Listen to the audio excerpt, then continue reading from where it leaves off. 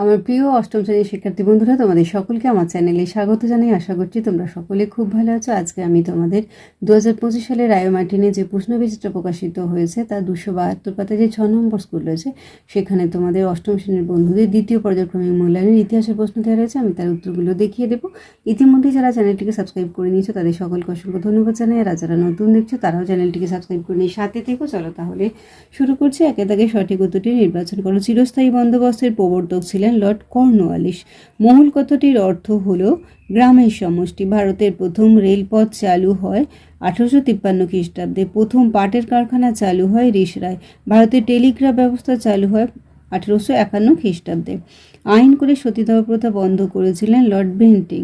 সত্যশোধক সমাজ প্রতিষ্ঠা করেছিলেন জ্যোতিরাও ফুলে। জাতীয় হিন্দু মেলা চালু করেন নবগোপাল মিত্র। মোপালা বিদ্রোহ হয়েছিল মালাবার অঞ্চলে। মুন্ডা বিদ্রোহে নেতৃত্ব দিয়েছিলেন বিরসা মুন্ডা।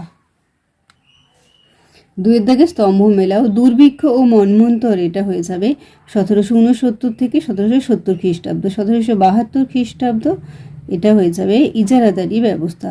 রায়ত হয়ে যাবে কৃষক। ডিরোজিও ইয়ং বেঙ্গল পাশ্চাত্য শিক্ষা, এটা হয়ে যাবে সামাজিক সংস্কার। তিনের বেমানান শব্দটি খুঁজে বের করো। শিকাগো, ডিরোজিও, বেগম রোকেয়া। বিষ্ণু শাস্ত্রী পণ্ডিত, বেঙ্গল গেজেট।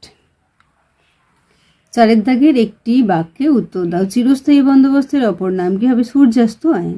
অথবা দিয়ে ব্রিটিশ ভারতের একটি বাগিচা ফসলের নাম লেখো কফি। নির্বিদ্রোহের সময় ভারতের বড়লাট কে ছিলেন? লর্ড ক্যানিং। শাহুকার কারা? লিখবে যে দক্ষিণ ভারতের মহাজনদের শাহুকার বলা হতো।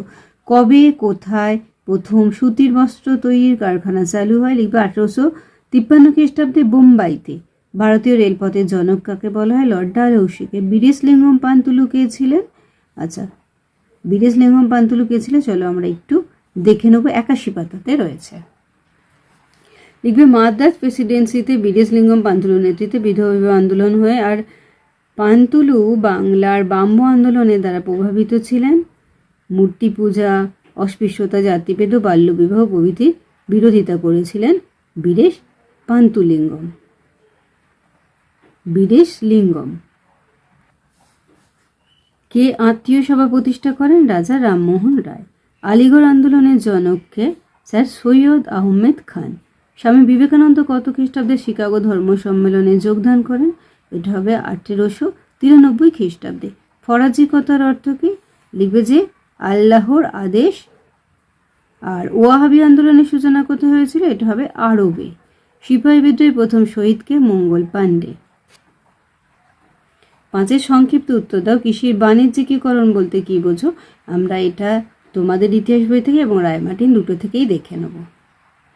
এই যে এখান থেকে এতটা কৃষির বাণিজ্যিকীকরণ লিখবে। এই যে কৃষির বাণিজ্যিকীকরণ। ভারতে রেলপথ নির্মাণের মূল উদ্দেশ্য কী ছিল? এটা একটু দেখে নেব 67 পাতায়।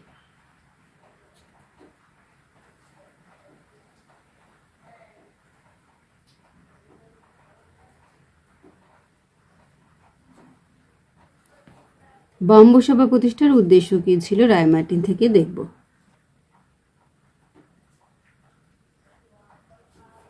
আলিগড় আন্দোলন বলতে কি বোঝো? রায়মার্টিন থেকে দেখে নিই।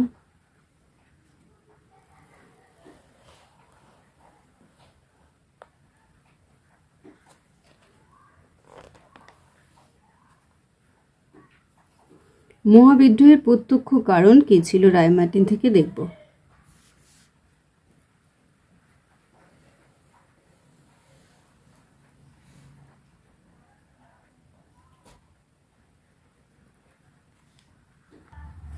ছয়টা নিচের প্রশ্নগুলির উত্তর দাও। অবশিল্পায়ন বলতে কি বোঝো? এটা 63 পাতা থেকে দেখবো এবং রায়মার্টিন থেকেও দেখে নেব। এই যে অবশিল্পায়ন।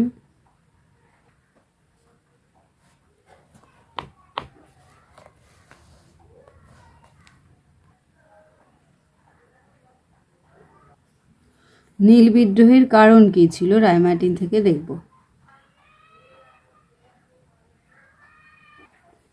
বারাসাত বিদ্রোহ কাকে বলে? এটা একটু টেক্সট বই থেকে দেখে নেব 86, আর রায়মার্টিন থেকেও দেখব। এইখান থেকে এতটা।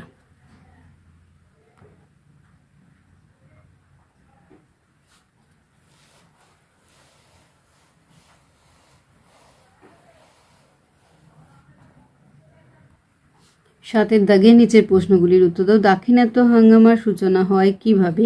এই বিদ্রোহের গুরুত্ব কী ছিল? এটা 61 এবং 62 পাতা থেকে দেখব। এই যে কৃষির বাণিজ্যিকীকরণ থেকে লিখবে। এই প্রশাসনের পর্যন্ত এতটা লিখবে। 19 শতকে ভারতের রেলপথ সম্প্রসারণ সম্পর্কে কি জানো? রেলপথ স্থাপনে ভারতীয়রা ব্রিটিশ শাসনের প্রতি ক্রুদ্ধ হয় কেন? এটা আমরা টেক্সট বই থেকে দেখে নেব একটু।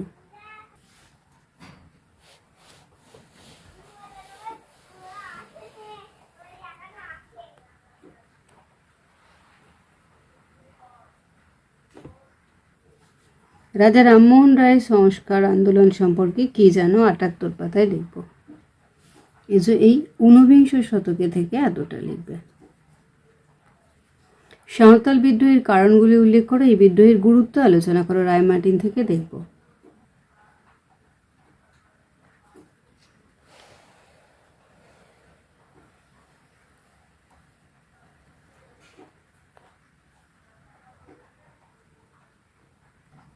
আমার প্রিয় অষ্টম শ্রেণীর শিক্ষার্থী বন্ধুরা, আজকে তোমাদের আমি 2025 সালের রায়মার্টিনে যে প্রশ্নবিচিত্র প্রকাশিত হয়েছে তা 272 পাতা যে 6 নম্বর স্কুল হয়েছে, সেখানে তোমাদের অষ্টম শ্রেণীর বন্ধুদের দ্বিতীয় পর্যায়ক্রমে মূল্যায়ন ইতিহাসের প্রশ্ন দেওয়া রয়েছে। আমি তার উত্তরগুলো দেখিয়ে দিলাম। আশা করছি সকলেই বুঝতে পেরেছে। ভিডিওটি দেখার জন্য তোমাদের সকলকে অসংখ্য ধন্যবাদ জানাই।